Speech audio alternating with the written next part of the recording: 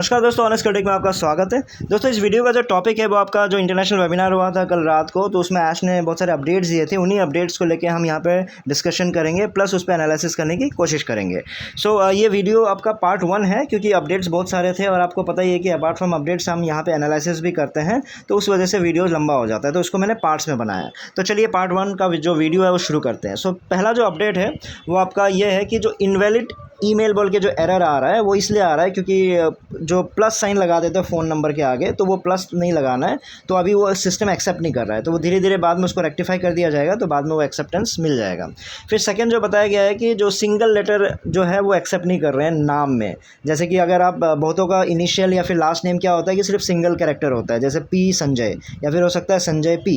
तो उस वजह से क्या होता है, पी तो सिर्फ सिंगल कैरेक्टर हो गया, तो सिस्टम उसको एक्सेप्ट नहीं करता है, क्योंकि 3 मिनिमम कैरेक्टर्स होने चाहिए। अभी जस्ट आपको बताते बताते ये ख्याल है मेरे पास आया एक्चुअली बीच में, ये मैंने अभी तक अपडेट इसमें डाला नहीं है वीडियो में, लेकिन आपको मैं बता देता हूँ कि उसमें क्या हुआ कि बीच में मेरे पास मैसेज आया था, वो सेम यही प्रॉब्लम बता रहे थे कि मेरा सिर्फ इनिशियल तो 2 ही है, लेकिन वो एक्सेप्ट नहीं कर रहा है, बोलता है कि 3 कैरेक्टर्स होने चाहिए।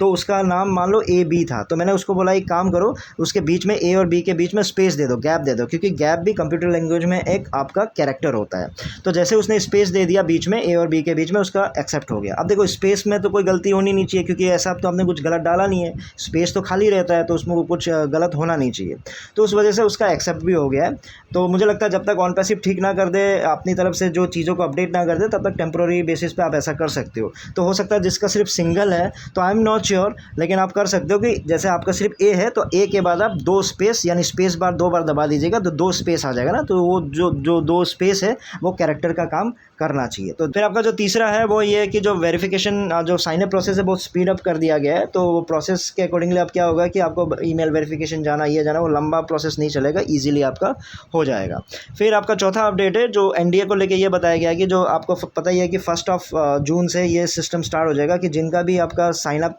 एनडीए साइन करोगे और उसमें अनएक्सेप्टेबल सिग्नेचर्स जिनके होंगे, उनके पास एक मेल जाएगा, और वो मेल पे आपको जैसे आपको मेल मिलती है, तो आप फिर से आपके पास एक नया एनडीए फॉर्म आएगा, तो उसे जब भी लॉगिन करोगे तो उस नए एनडीए फॉर्म को आपको साइन करना पड़ेगा। तो फिर से आप उसको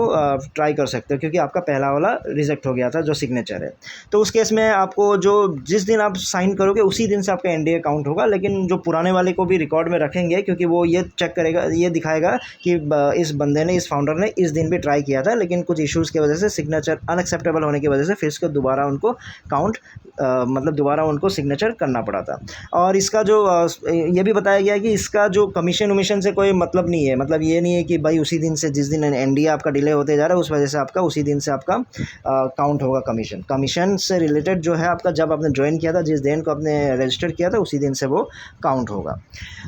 आपका जो 5वां अपडेट है वो ये है कि लास्ट वीक क्या 20, 21 और 22 तारीख को बहुत सारे रजिस्ट्रेशंस हुए थे, तो उसमें से बहुत सारे पेमेंट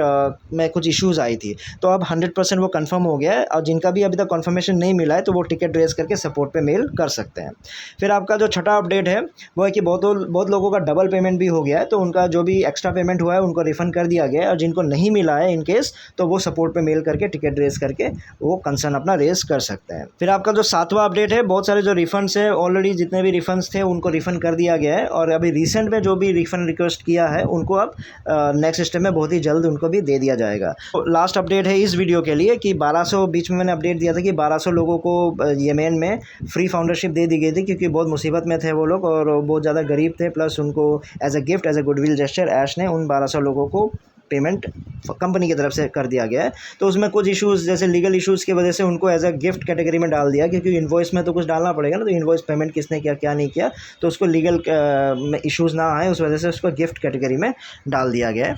तो बाकी सारे पॉइंट्स ठीक है, तो उसमें मुझे कोई इशू नहीं लगा है। 2 पॉइंट्स जो कंसर्न है जो मैं रेस करना चाहूँगा, तो अगर फीडबैक आप आगे शेयर कर सकते हो तो डेफिनेटली करिएगा। एक मेरा पहला कंसर्न ये है कि जैसे कि वो आपका सिग्नेचर को लेके, एनडीए को लेके कल से जो आने वाला है, होगा क्या कि आप जब सिग्नेचर करोगे आपका अनएक्सेप्टेबल होगा, आपके पास मेल आएगा। अब ये क्या है कि ये बड़ा ही टायरसम और बहुत ज़्यादा हैक्टिक क्रिएट करने वाला आपका ये सिस्टम है, क्योंकि अगर आपका सिग्नेचर जो एक्सेप्ट नहीं हो रहा है, तो मुझे क्या लगता है कि टेक्नोलॉजी अब इतना एडवांस हो चुका है, एआई टेक्नोलॉजी के माध्यम से ये बहुत ही ईजी तरीके से आप इसको कर सकते हो कि जब भी आप उस समय जब सिग्नेचर कर रहे होते हो, तो जैसे ही वो सिग्नेचर करने के बाद डन करते हैं या एक्सेप्ट करते हैं या सबमिट करता है, उसी समय एआई टेक्नोलॉजी के थ्रू उसको बता देने देना चाहिए कि आपका जो सिग्नेचर है वो एक्सेप्ट नहीं हो रहा है क्योंकि आपका जो फॉर्मेट है वो गलत है। ये बात मैं क्यों बता रहा हूँ, देखो पहला चीज़ ये है कि फाउंडर्स को ये नहीं पता ना कि कौन सा फॉर्मेट सही है या फिर मेरा एक्सेप्ट क्यों नहीं हो रहा है या क्यों हो रहा है या क्या चीज़ ना करूँ उसके वजह से मेरा प्रॉब्लम ना आए। तो लेकिन कंपनी को पता है ना, कंपनी को क्यों पता है, क्योंकि कंपनी ही तो डिसाइड कर रही है ना कि ये एक्सेप्ट नहीं है या फिर ये एक्सेप्ट है। क्योंकि मेल जो भेजेगा किसी बेस पे तो भेजेगा ना, किसी इशू के वजह से तो भेजेगा। जब वो इशू उनको पहले से ही पता है कंपनी को कि इस वजह से हम एक्सेप्ट नहीं कर पाएंगे, तो उस चीज़ को मुझे लगता है कि आपको सॉफ्टवेयर में फीड कर देना चाहिए। ये तो बहुत ही सिंपल तरीका है कि आप सॉफ्टवेयर में उस चीज़ को फीड कर दो, उस फॉर्मेट को फीड कर दो कि अगर ऐसा होता है वैसा होता है या फिर इस तरह से होता है उस तरह से होता है। तो इन चीज़ों में जब भी ऐसी प्रॉब्लम आएगी तो आप डायरेक्ट जब भी वो सबमिट करेगा तो उसमें एरर दिखा देना कि your signature is not accepted. क्योंकि इससे क्या होता है कि कंपनी का भी टाइम बचेगा प्लस आपका फाउंडर्स का भी टाइम बचेगा। नहीं तो क्या होगा, अब वही फिर आप सिग्नेचर करोगे, उस समय एक्सेप्ट हो जा रहा है, फिर बाद में क्या हो रहा है, एक मेल आ रही है आपका सिग्नेचर वेरिफिकेशन किया गया है, उसमें पता चला कि ये प्रॉब्लम है वो प्रॉब्लम है, आप काइंडली फिर से उसको एनडीए फिर से साइन कीजिए। फिर से वो साइन करेगा, अब उसको सारे फॉर्मूला तो नहीं पता ना क्या एक्सेप्ट होगा क्या नहीं होगा, फिर से उसमें कुछ गड़बड़ी होगी, फिर एक मेल आएगा, फिर वो बोलेगा ये करो वो करो, फिर से एनडीए साइन करेगा, ये प्रोसेस चलता रहेगा। तो बेस्ट तरीका ये होता है कि एआई टेक्नोलॉजी के थ्रू ये बहुत ही सिंपल तरीके से किया जाता है कि कंपनी अपना फॉर्मेट डाल देगा या भी जो जो उनको लगता है कि इन वजह से नहीं हो सकता है, तो उन चीज़ों को आप क्या कर दीजिए, सॉफ्टवेयर में फीड कर दीजिए। जैसे ही वो क्लिक करोगे तो एरर आएगा, फिर से वो नया सिग्नेचर ट्राई करेगा, तो वो आपका रियल टाइम में रिजॉल्व हो जाएगा। हाँ, अब ये चीज़ मैं मानता हूँ कि हो सकता है क्योंकि मिलियंस ऑफ आपके सिग्नेचर्स होंगे, करेक्ट। अब इतने मिलियंस ऑफ जब सिग्नेचर्स करेंगे अलग अलग फॉर्मेट होंगे, तो हो सकता है कि आपने जो जो फीड किया हो, बहुत सारे केसेस में ऐसा हो कि उसमें वो आपका जो फॉर्मेट है वो आपने एआई में दिया ही नहीं था, क्योंकि आपके पास उस समय उस हिसाब से हमने सोचा नहीं था कि भाई ऐसा भी कुछ आ सकता है।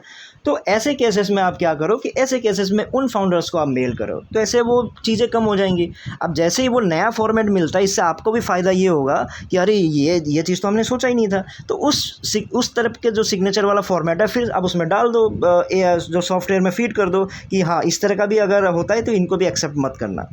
करेक्ट। तो इससे क्या होगा, आपका डेटाबेस भी बनता जाएगा, डेटाबेस बनेगा आपका। इसी तरह से जो कंपनीज जो डेटाबेस है ना बड़ी होती है, गूगल में कुछ भी डाल दे तो क्यों आता है, वो ऐसे एक दिन का काम नहीं हुआ ना, वो धीरे धीरे ग्रोथ हुआ है। तो उस वजह से आपका सिग्नेचर का जो डेटाबेस है, अनएक्सेप्ट किसको एक्सेप्ट करना है किसको नहीं करना है, वो आपका डेटाबेस बहुत ही बढ़िया बन जाएगा। तो वो एक तरीका होता है। ईमेल भेजो करते रहने से ये मुझे लगता है कि टायरसम जॉब है बहुत। और जो दूसरा पॉइंट है मेरा, वो जो 1200 लोगों के लिए जो हेल्प की गई है, जो फाउंडरशिप उनको फ्री में दे दी गई है या कंपनी ने उनको पे कर दिया है, तो बहुत ही अच्छा काम किया। लेकिन मेरा कंसर्न ये है कि जो नेक्स्ट स्टेप है, यानी जो पैकेज खरीदने का जो काम होगा वो 3 गुना है, 3 गुना खर्चा करना पड़ेगा जो भी मेंबरशिप्स है। जो 3 गुना जो खर्चा है $250 से $300 का, वो कैसे वो लोग मैनेज करेंगे, तो उसके बारे में भी अगर ऐश ने सोच के रखा होगा तो बहुत ही बढ़िया है। क्योंकि जो $97 नहीं दे पाए, वो $250 से $300 भी नहीं दे पाएंगे। तो वो आपने कैसे सोचा हुआ है, अगर उसके बारे में भी आपने कुछ सोचा है तो बहुत ही बढ़िया रहेगा। तो यही मेरा पॉइंट था।